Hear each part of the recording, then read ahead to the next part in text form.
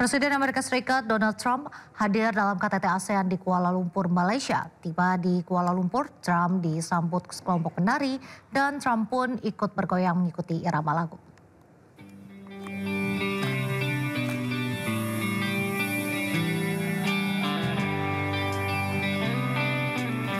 Presiden Amerika Serikat Donald Trump terlihat asyik bergoyang bersama para penari yang menampilkan tarian tradisional Malaysia setibanya di Kuala Lumpur.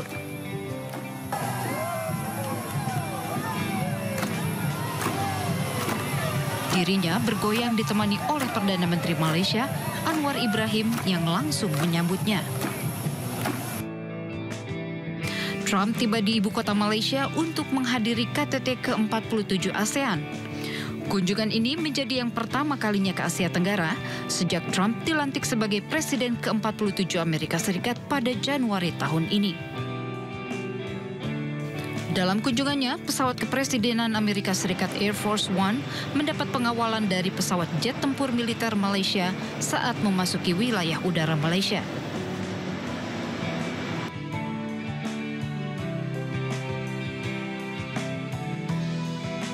KTT yang berlangsung pada 26 hingga 28 Oktober dihadiri para pemimpin ASEAN, termasuk Presiden Prabowo Subianto. KTT juga dihadiri mitra utama ASEAN termasuk China, Jepang, dan Amerika Serikat.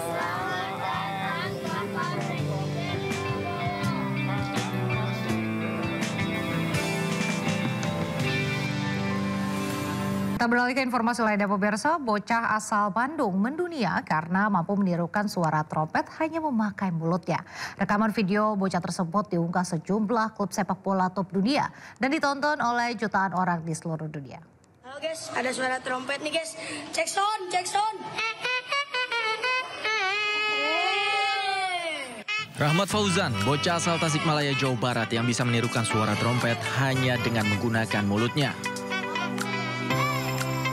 Karena uniknya aksi Rahmat Fauzan ini, video dengan judul Trompet Fauzan mendunia lantaran diunggah oleh sejumlah klub sepak bola top dunia, seperti Manchester United, selain itu Liverpool, hingga Juventus.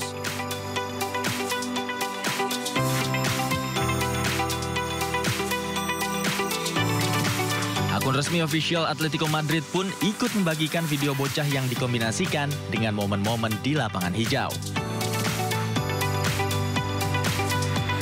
Bakat unik yang dimiliki Rahmat Fauzan diketahui gurunya di Pondok Pesantren Al-Basyariah, Kota Bandung.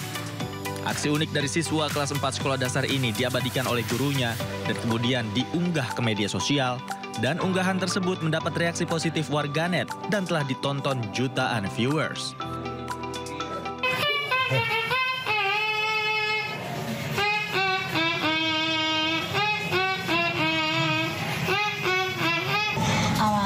Cuma iseng-iseng doang, teriakan cempreng-cempreng.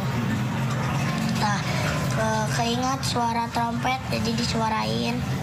Nah, sama Pak Deden kemarin kedengeran.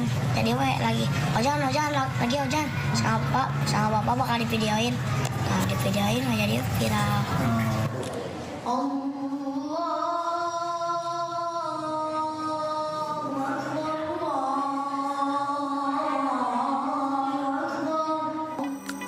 Tak hanya pandai menirukan suara trompet, suara Rahmat Fauzan pun merdu ketika mengumandangkan azan. Sejumlah prestasi dari suara azan pun telah diraihnya. Kita bersyukur kepada Allah Subhanahu wa Ta'ala atas anugerah suara yang ada istimewanya, karena di pondok pesantren nggak ada pelajarannya suara trompet, nggak ada. Meski kini menjadi sorotan karena keunikannya, Rahmat Fauzan tetap menjalankan kewajibannya untuk menuntut ilmu tak ditinggalkan. Rahmat Fauzan tetap semangat belajar. Dari Bandung, Jawa Barat, Ervan David, iNews melaporkan. Merasa tak tersentuh hukum, Israel kembali membombardir jalur Gaza meski di masa gencatan senjata. Inilah detik-detik usai roket Angkatan Udara Israel menghantam rumah penduduk di Han Yunis, Gaza. Di tengah kesepakatan gencatan senjata dengan Hamas, Israel terus melancarkan aksi genosidanya.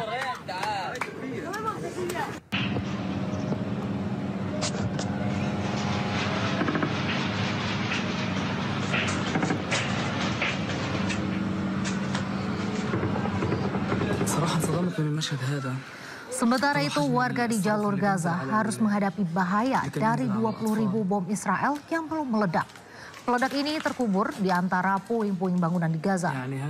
Gaza Right Center menyatakan bom, rudal, dan peluru artileri tersebut membahayakan warga sipil di Gaza, menghambat operasi kemanusiaan, dan menghalangi upaya pemulihan warga Gaza.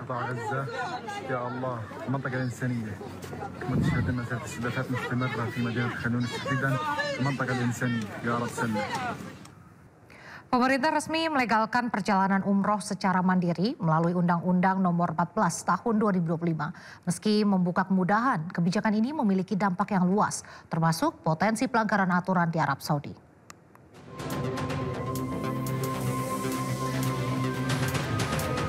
Pemerintah resmi memperbolehkan pelaksanaan ibadah umroh secara mandiri, tanpa harus melalui Biro Perjalanan Umroh. Ketentuan ini tertuang dalam Undang-Undang Nomor 14 Tahun 2025 dan mulai berlaku setelah diundangkan. Dengan demikian, jemaah kini memiliki keleluasaan mengatur sendiri perjalanan umroh, termasuk pengurusan visa, tiket, akomodasi, dan kebutuhan ritual tanpa melalui pihak ketiga. Menanggapi aturan ini, Asosiasi Penyelenggara Haji dan Umroh RI, Ampuri, mengaku tidak khawatir dengan aturan tersebut. Namun, umroh bukan perjalanan wisata biasa karena memiliki syarat rukun yang tertuang dalam manasik sehingga memerlukan pembimbing agar tidak sia-sia. Perlu difahami oleh masyarakat bahwa perjalanan ibadah umroh itu berbeda dengan perjalanan wisata lainnya. Karena perjalanan ibadah umroh ini tentu memiliki unsur-unsur spiritual, rohiyah, dan juga ubudiyah. Sebuah perjalanan undangan Allah Subhanahu wa Ta'ala yang memiliki syarat rukun yang tertuang dalam sebuah manasik.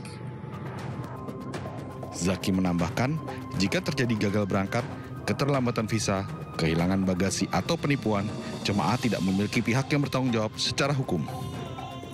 Apalagi banyak jemaah awam tidak memahami regulasi di Arab Saudi sehingga rawan terkena sanksi di Tanah Suci. Dari Jakarta, Tim Liputan iNews melaporkan. Beralih ke informasi berikutnya, hadiri KTT ke-47 ASEAN, Presiden Prabowo Subianto disambut jajar kehormatan dan diaspora Indonesia setibanya di Malaysia.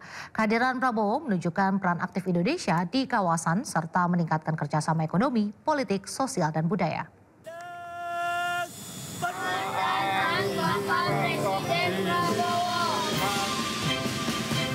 Presiden Prabowo Subianto tiba di Pangkalan Udara Tentara Udara di Raja Malaysia di Selangor, Malaysia, Sabtu malam. Prabowo langsung disambut Menteri Pertahanan Malaysia, Datuk Seri Muhammad Khalid Nurdin, dan Wakil Duta Besar RI untuk Malaysia.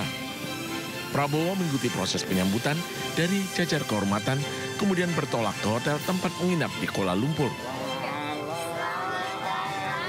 Setibanya di hotel, para diaspora Indonesia telah menunggu dengan antusias.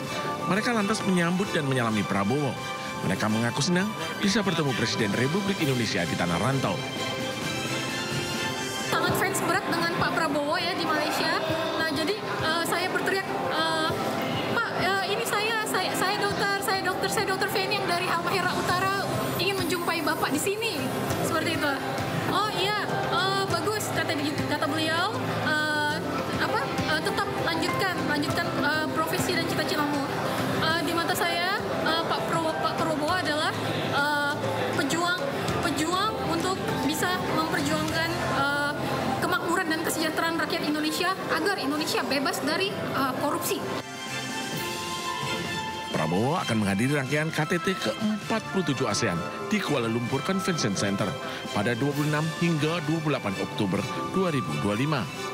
Selain itu, turut diselenggarakan pula KTT ke-28 ASEAN Plus 3 dengan tambahan negara Cina, Jepang, dan Republik Korea. Tidak hanya itu, KTT peringatan ASEAN Selandia Baru juga turut digelar. Kehadiran Prabowo menegaskan komitmen Indonesia dalam memperkuat peran aktif di kawasan, serta memperdalam kerjasama ekonomi, politik, dan sosial budaya.